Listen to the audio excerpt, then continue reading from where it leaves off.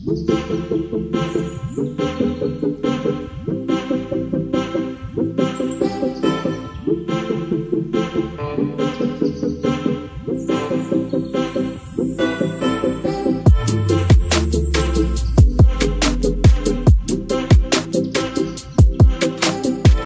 Everyone, welcome to my channel Asmita's vlog. তো আজকে ভ্লগটা start হচ্ছে দুপুর থেকে। তো এখানে জলের বোতল হাতে নিয়ে দেখো আমরা বেরিয়ে পড়েছি আশ্রমে খেতে যাওয়ার জন্য।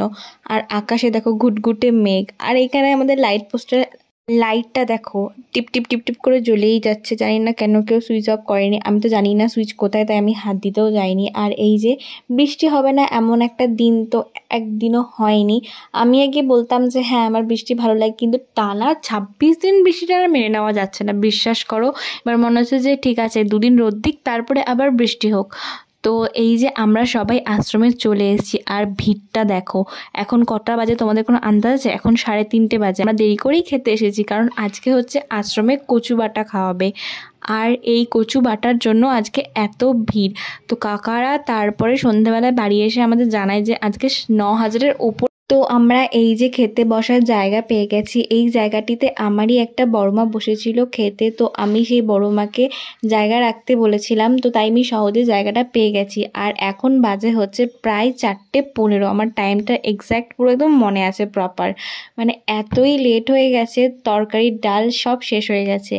তো এই যে এই দেখো এখানে দিয়ে দিয়েছে কচু বাটা, এর জন্য এত ভিড়। আর বিশ্বাস করবে না তোমরা, এতটাই খাবারের টেস্ট, মানে কি বলবো, হয় না যে প্রথমে যে রান্নাগুলো করা থাকে তার একটা টেস্ট হয়, পরে রান্না বসালে সেটা আর টেস্ট হয় না। বাট এখানে ওরকম কোনো ব্যাপারই না, প্রত্যেকটা রান্নার দারুণ রকমভাবে টেস্ট। মানে তোমরা না খেলে বুঝতে পারতে না, যেমন নুন তেমন মিষ্টি তেমন ঝাল, মানে পারফেক্ট একদম। আর টেস্টের তো কোনো তুলনাই হবে না। তো এই যে এই কটা দিন, তো 7টা দিন তো খুবই ভালো যাচ্ছিল সবার। তো আর কি, প্রোগ্রাম শেষ, তো আবারও অপেক্ষা হচ্ছে একটা বছরের। তো মনটা একটু খারাপ লাগছে যে এই কটা দিন ভালোই বেশ আশ্রমে আমরা মজা করেছি, খেতে আসতাম, বাড়ি যেতাম, লাইনে ভিড়ে দাঁড়াতাম। হয়তো এরকম আমরা প্রতিদিন হয় না, মানে কি বলবো, খুবই ভালো লাগে। তো মানে একটু মনটা আমার আসার সময় খারাপ হয়ে যাচ্ছিল। তো তারপর এই যে বিকালবেলা রেডি হয়ে চলে গেছি পড়াতে যেতে। বিকালবেলা বলতে কি, খেয়েই তো বাড়ি আসলাম তোমার ওই 5:15 দিক করে, তো অনেকটাই লেট হয়ে গেছিলো খেয়ে আসতে আসতে।